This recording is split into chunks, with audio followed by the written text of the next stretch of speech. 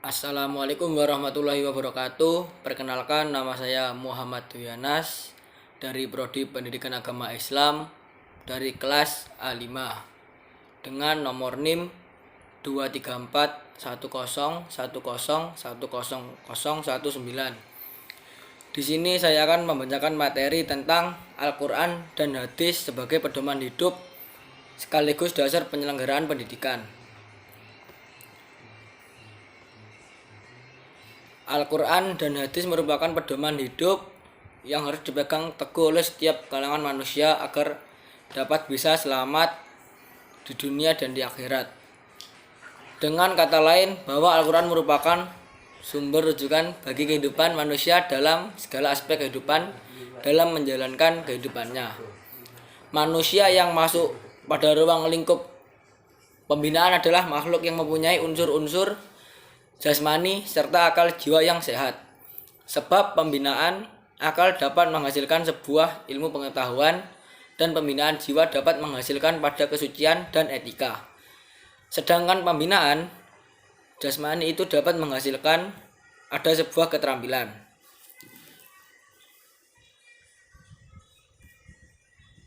Pengertian Al-Quran dan hadis sebagai pedoman hidup sekaligus dasar penyelenggaraan pendidikan.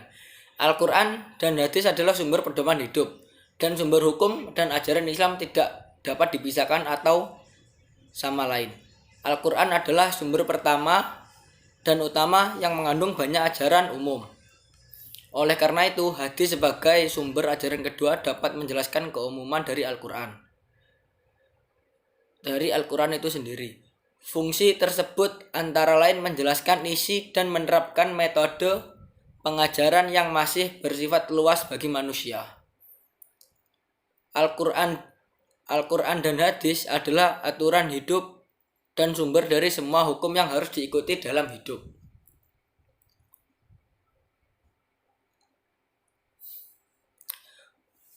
Fungsi Al-Quran dan hadis sebagai pedoman hidup sekaligus dasar penyelenggara pendidikan. Segala sesuatu yang diciptakan oleh Subhanahu wa Ta'ala Segala sesuatu yang diciptakan oleh Allah Subhanahu wa Ta'ala pasti memiliki manfaat dan berguna untuk setiap kelangsungan kehidupan di dunia. Meskipun hanya berwujud binatang yang sangat kecil, terlebih Al-Quran dan hadis yang mengandung banyak fungsi, diantaranya sebagai berikut. 1. Sebagai sumber ajaran atau hukum Islam yang utama. 2. Sebagai konfirmasi dan informasi terhadap hal-hal yang tidak diketahui. Fungsi Al-Quran dan hadis sebagai pedoman hidup sekaligus dasar penyelenggara pendidikan. Segala sesuatu yang diciptakan oleh Allah Subhanahu wa Ta'ala pasti memiliki manfaat dan berguna untuk setiap kelangsungan kehidupan di dunia. Meskipun hanya berwujud binatang yang sangat kecil, terlebih Al-Quran dan hadis yang mengandung banyak fungsi, diantaranya sebagai berikut. 1. Sebagai sumber ajaran atau hukum Islam yang utama. 2. Sebagai konfirmasi dan informasi terhadap hal-hal yang tidak diketahui oleh akal. 3. Petunjuk hidup manusia ke jalan yang lurus tentang berbagai hal, walaupun petunjuk tersebut terkadang bersifat umum yang menghendaki penjabaran dan perincian. 4. Sebagai pengontrol dan pengoreksi terhadap ajaran-ajaran masa lalu, yaitu Injil, Zabur, dan Taurat. 5. Menjadi hujah atau bukti yang kuat atas kerasulan Nabi Muhammad Shallallahu Alaihi Wasallam. 6. Al-Furqan, yakni pembeda antara benar dan salah. 7. Ad-Zikir, yakni pemberi peringatan. 8. Al-Mau'idhah, yakni pelajaran dan nasihat atau nasihat. 9. Asyifa, yakni penyembuh. 10. Al-Hukmu, yakni peraturan. Di sini saya akan meneruskan materi yang kedua adalah tentang tafsir ayat Al-Quran dan hadis Nabi Shallallahu Alaihi Wasallam tentang kewajiban belajar mengajar. Dalam pandangan ulama Islam memiliki akar dalam ajaran Islam itu sendiri. Dalam Al-Quran ada beberapa ayat yang menekankan pentingnya ilmu dan pengetahuan. Seperti ayat 96 dari surat Al-Mujadilah 58 yang menyebutkan bahwa Allah meninggikan derajat orang-orang yang beriman dan memiliki ilmu.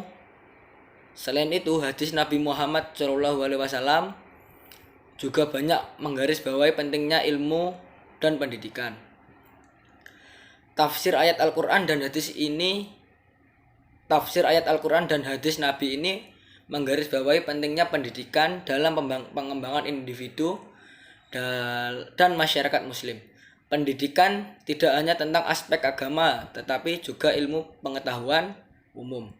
Ulama-ulama juga menekankan bahwa ilmu harus digunakan untuk kebaikan dan kesejahteraan umat manusia.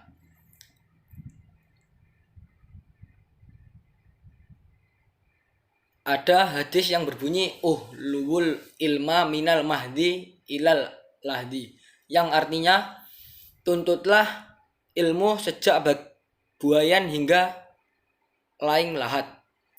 Dari hadis tersebut dapat kita pahami bahwasanya kita dituntut untuk mencari ilmu tanpa mengenal pandangan atau batasan usia. Meskipun kita sudah berumur lanjut, kita tetap dianjurkan untuk menuntut ilmu. Dalam kitab Riyadhus Sholihin ada hadis yang berbunyi tolabul ilmi faridotun ala kulli muslimin wal muslimah, yang artinya mencari ilmu itu wajib bagi setiap muslimin dan muslimah. Dari hadis di atas dapat disimpulkan bahwasanya kita sebagai seorang muslim diwajibkan untuk menuntut ilmu, baik itu dari golongan laki-laki maupun perempuan. Terlebih lagi untuk perempuan harus lebih memperdalam ilmu agama, karena perempuan adalah sekolah pertama bagi anak-anak mereka. Andai ibunya tidak paham tentang ilmu, lantas bagaimana dia akan mengajarkan kepada anaknya kelak.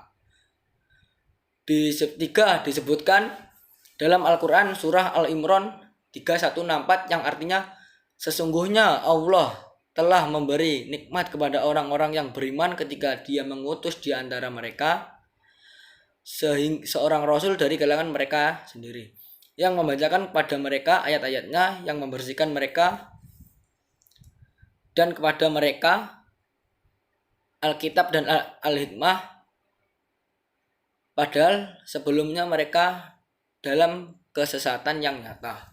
Ayat ini menunjukkan bahwa Allah Subhanahu wa Ta'ala mengutus seorang rasul untuk mengajar dan membacakan ayat-ayatnya sehingga umatnya menjadi paham akan ilmu dalam beragama dan menyadari betapa pentingnya sesuatu ilmu tersebut.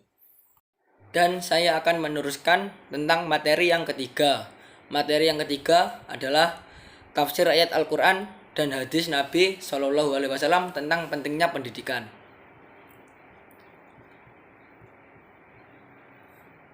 Pendidikan adalah usaha dasar terencana untuk mewujudkan suasana belajar dan proses pembelajaran agar peserta didik secara aktif mengembangkan potensi dirinya. Hal ini bertujuan agar memiliki kekuatan spiritual, keagamaan, pengendalian diri, kepribadian, kecerdasan, akhlak, ilmu hidup, pengetahuan umum, serta keterampilan yang diperlukan untuk masyarakat. Pendidikan menurut Islam merupakan suatu cara untuk membina atau menciptakan insan muslim yang mempunyai akhlak baik dan sempurna dari segala aspek yang berbeda-beda, baik dari aspek kesehatan, akal, akidah, roh, keyakinan, dan manajemen.